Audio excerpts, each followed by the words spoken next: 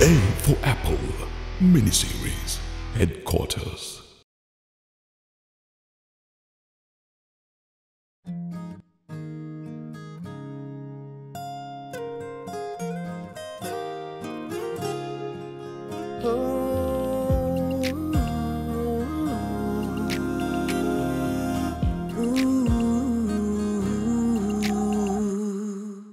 මතකයන් තුල රැඳුණු සොදුරු බව විඳිනවා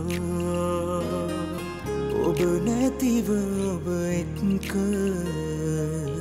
ජීවිතේ ගෙවෙනවා සිහිනයෙන් ඇවිද යමු ප්‍රේමයේ මාවතේ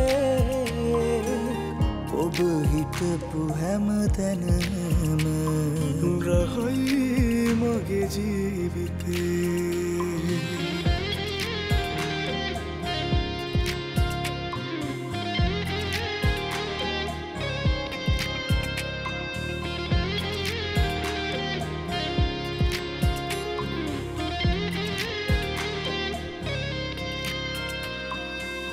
ප්‍රේමයට අරුතක්ව ඔබේ නම ලියන්නම් ඔබ වැයුව තනුවටම ගීයක් මගයන්නම් සිහිනයෙන් නැවිද යමු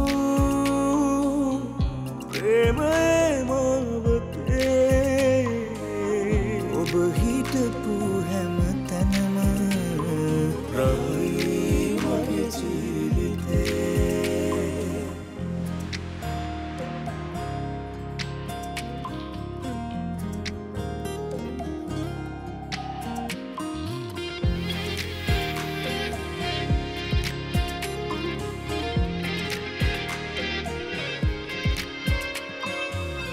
ප්‍රේමයෙන් මුසපත්ව සලුරන්නම් මියගිය පුසරාගෙට ආයේ පන පවන්නම් සිහිනයෙන් නැවිද යමු ප්‍රේමයේ මාවතේ ඔබ හිටපු හැම තැනම රහයි මගේ ජීවිතේ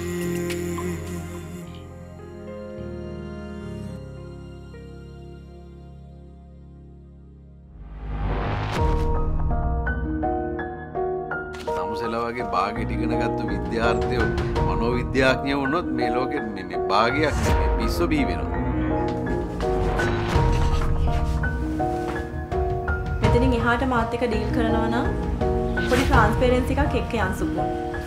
වෙල්කම් ටු our team. ආයෙනම් ඔය මලජරාව කටේවත් තියන්න. ඔළුවත් එක්ක රිදෙනවා තාම. මුදව? බල දානවා.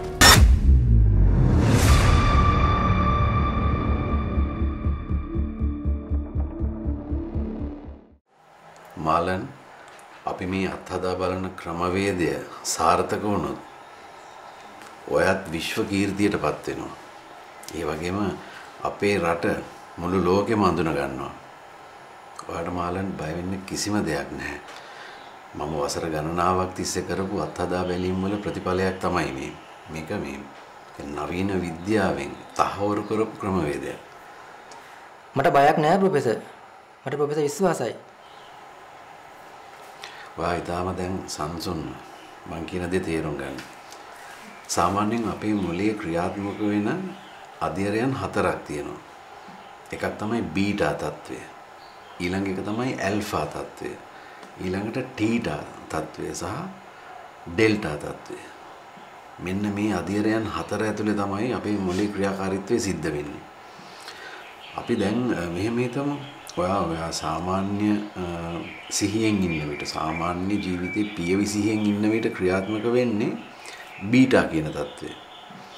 එතකොට දැන් අපි හිතමු ඔයා තීරණ ගන්නකොට නැත්තම් කිසියම් ඔයාට වේදනාවක් අපේ සාමාන්‍ය සංවේදනා ආවේදනා අපිට දැනෙන තත්ත්වය තමයි මේ බීටා කියන තත්ත්වය. තේරුණාද? මාලා ඉතින් මේක කරා කියන්නේ ඉතින් වර්ල්ඩ් ෆේමස් තමයි යා. අතරම ප්‍රොෆෙසර් මොකද්ද මේ කරන්න දන්නේ? මාලන් ඔයා හිතන්න ඔයාගේ ශරීරයේ තුවාලයක් තියෙනවා කියලා. ඒ තුවාලයක් තියෙනකොට වේදනාවක් දැනෙනවා. දැන් අපි මේ වේදනාව නැති කරන්න වේදනා නාශකයක් දෙන්නේ. දැන් අපි හිතමු අපි සැත්කමක් කරනකොට අපි සිහි නැති කරවන්නේ. ඒ වගේ ශරීරයේ තියෙන වේදනාවන් අපිට නැති කරන්න පුළුවන්. මේ ඔක්කොමත් හරි. මට ප්‍රොෆෙසර් කෙනත් විශ්වාසයි. ඒත් මට දැනගන්න අයිතියක් තියෙනව නේද මාව යොදාගෙන කරන්න යන පරීක්ෂණය මොකද්ද කියලා? මචං 32කට බය වෙන්න එපා. මමත් ඉන්නවනේ. සල්ලි ටිකක් හම්බෙනවා. ඔයා 32කට බය වෙන්න එපා. හරි? මාලන් දැන් හොඳින් මගේ ඇස් දෙක දිහා බලන්න.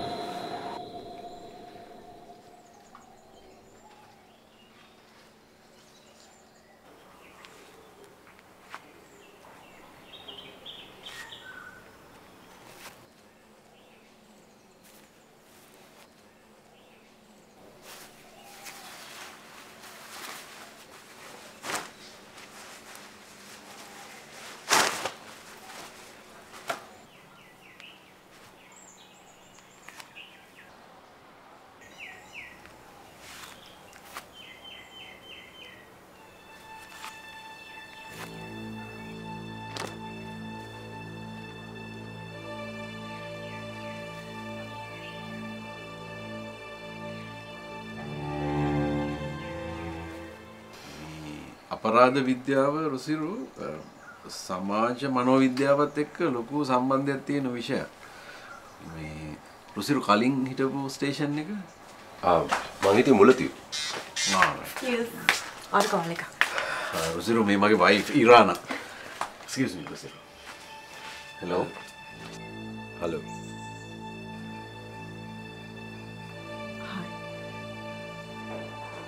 රුසිරු මේ ඔයා මුලතිය වල අවුරුදු කීයක් හිටියද? මං අවුරුදු 3ක් විතර හිටියා.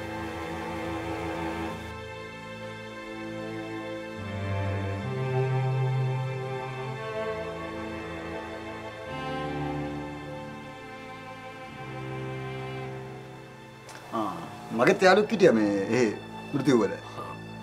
දිසානායක කියලා. ඔයගොල්ලෝ අඳුනනවද දන්නේ? ඔව් පොඩි මතකයක් තියෙනවා. මගෙත් එකට එනවා ගලිය. අපේ ඉස්කෝලේ හිටියේ.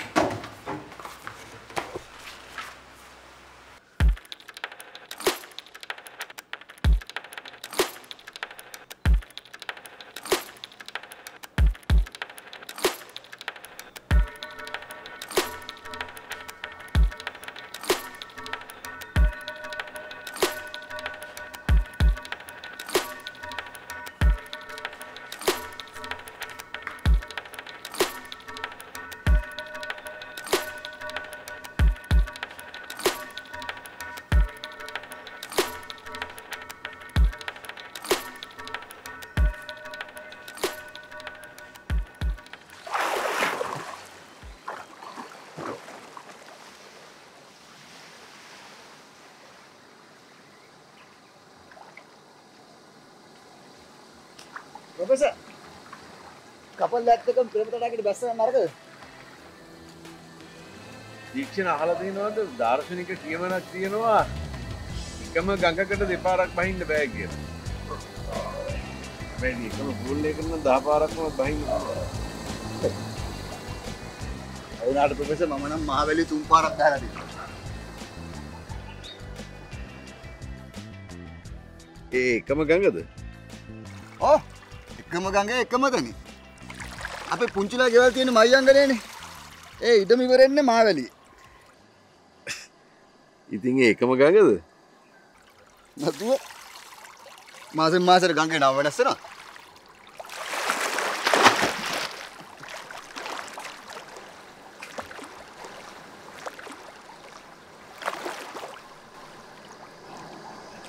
මොකටද ඇත්ත එක අගය කරන්නේ? ඉරාන මම බත් කන හරක් ගැන අහලා තිබුණාට ඉස්සෙල්ලාම දැක්කේ මූව. පව් භාගී.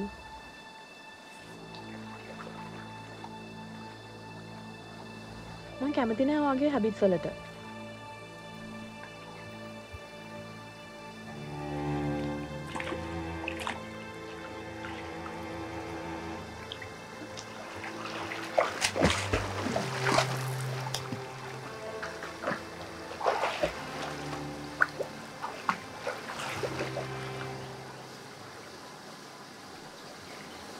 ඔය ඉලක පූල් එකට. සෙල්ලින් තමයි අගින් හොඳම එක්සර්සයිස් එක. ඕකෙදින් මම හැමදාම එක්සර්සයිස් කරලා පීනන පූල් එකනේ. අද තමුසේ හොඳට පීනලා එක්සර්සයිස් කරගන්නවා. අයි ප්‍රොෆෙසර් මේ පූල් එකට මං කලින් බෑලා නැද්ද? මේ ඕක නවත්තනවද? මොන විකාරයක්ද මේ?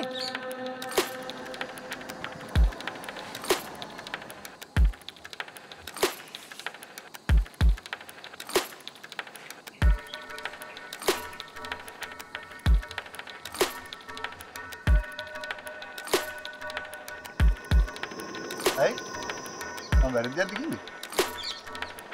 ඔයා කිව්වේ නම් හරියටම හරිද? හැබැයි ඒක ප්‍රසිද්ධිය කියන්න ඕන දෙයක් නෙවෙයි. මොඩේක් වුණාට කමන්නේ ඒක ෂෝ ඔෆ් කරන්න එපා. කම්සෙට පිස්සු දෙලක් තියෙන්නේ. පිස්සු හදලා තියෙන කමතේද මටද කියලා හොඳට හිතලා බලනවා. ෂි. දැන් ඉතින් මට ගේ ඇතුළට ගිහලා කණක් ඇහිලා ඉන්න වෙන එකක් නෑ.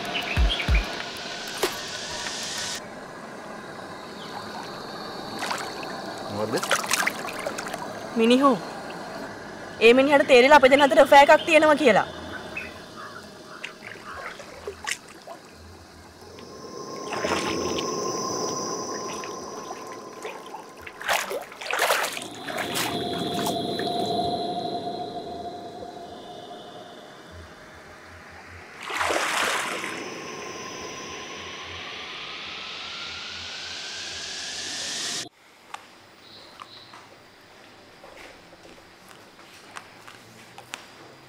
උඹට දැන් ඔය මොකද වෙලා තියෙන්නේ?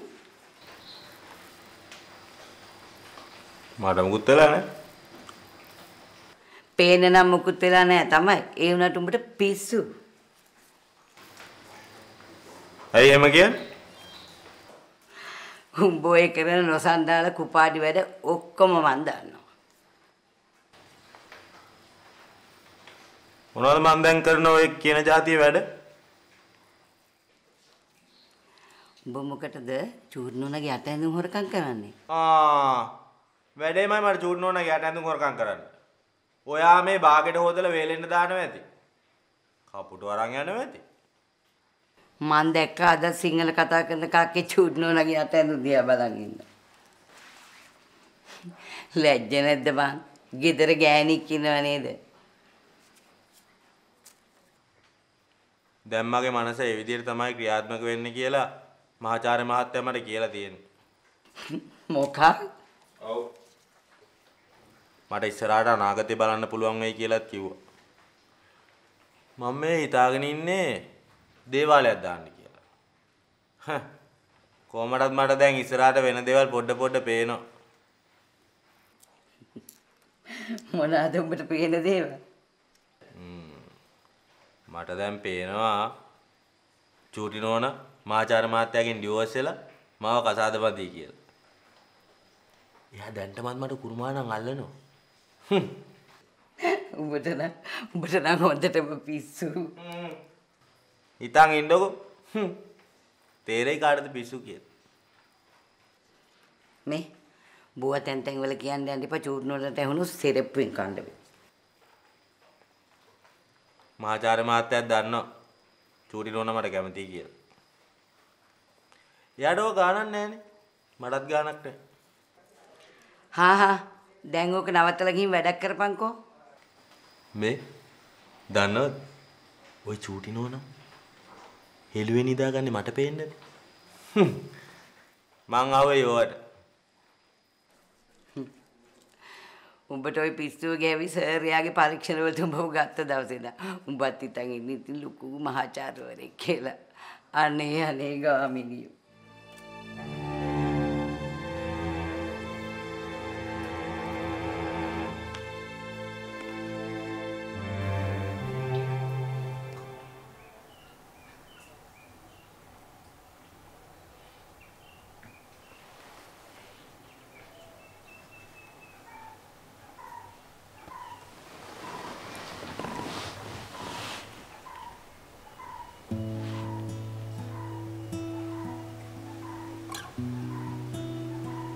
ජීවිතේ හරි පුදුමාකාරයි නේද බාගි?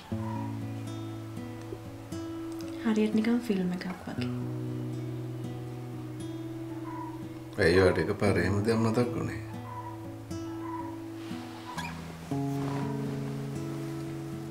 අද අර ආව පොලිස් කාරයා ඉන්නව නේද? යා මීට කලින් මට හම්බ වෙලා තියෙනවා. කොහෙදද? ඉන්දියාවලදී. ඉන්දියාවලදී? ඉන්දියා කියන්නේ ලෝකේ second largest population එකේ ඉන්න රට. ඔයාට ඉන්දියාවේදී කෙනෙක්ව හම්බෙලා මතක තියෙනවා නම් එයා ගොඩාක් විශේෂ කෙනෙක් වෙන්න ඕන. පොඩ්ඩක් ඉන්නකො මදින් පනින්න නැතුව අපි දෙන්න හිටියේ එකම කැම්පස් එකේ.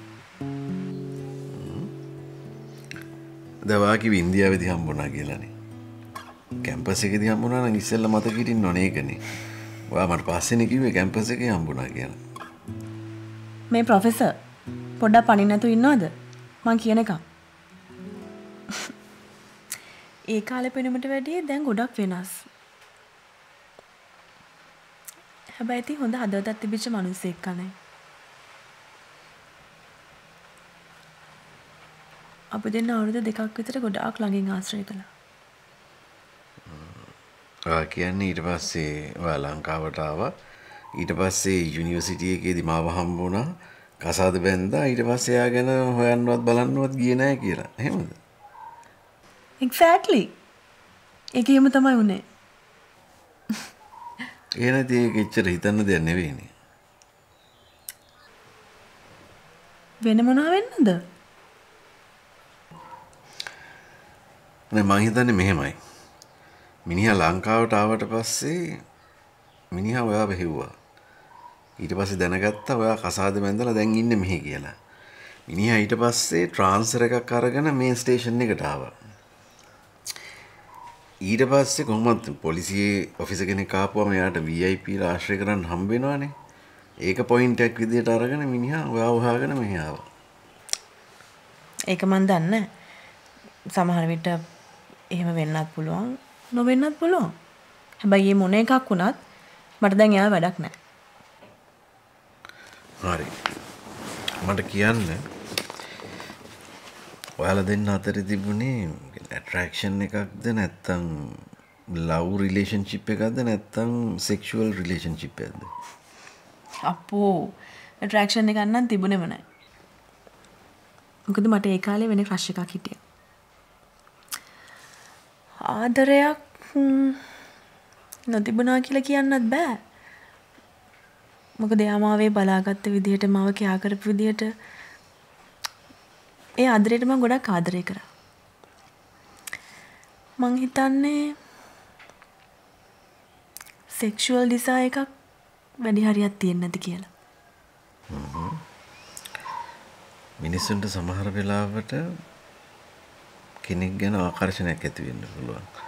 එහෙම නැත්නම් ලව් රිලේෂන්ෂිප් එකක් වෙන්න පුළුවන්. එහෙම නැත්නම් සෙක්ෂුවල් ඩිසයර් එකක් නිසා ඇති වුණා වෙන්නත් පුළුවන්.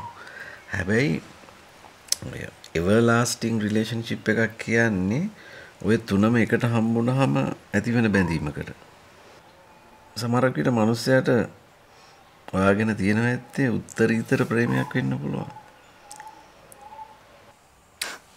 ඒක මන් දන්නේ.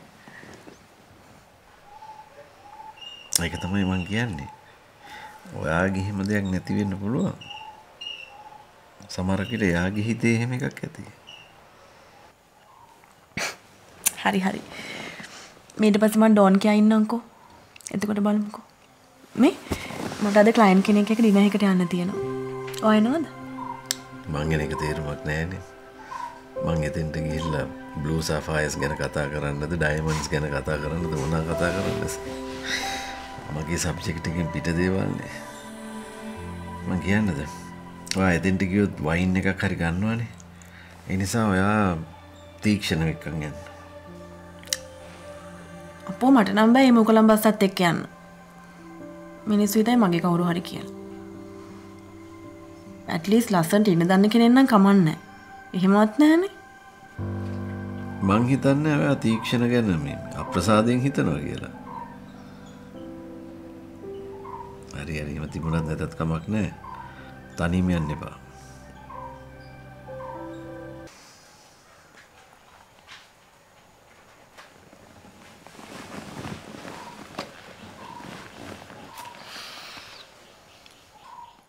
මගේ ලෝකේ වැරදි කරන ඕනම එකෙක්ට දඬුවම මරණය. එච්චරටම ඕන.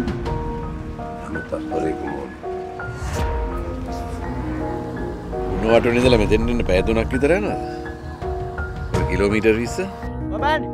හේ. බෑ. මගේ ඇඳුම හොඳටම තෙත් වෙලා. ඒක තමයි මැට්ටි කිව්වේ මයික් මන් හම්බෙමු කියලා. ප්‍රොෆෙසර්ත් එක්ක ඉඳලා තමුසලත් පිස්සුවෝයි. පොඩ්ඩක් මාව තේරුම් ගන්නවකෝ.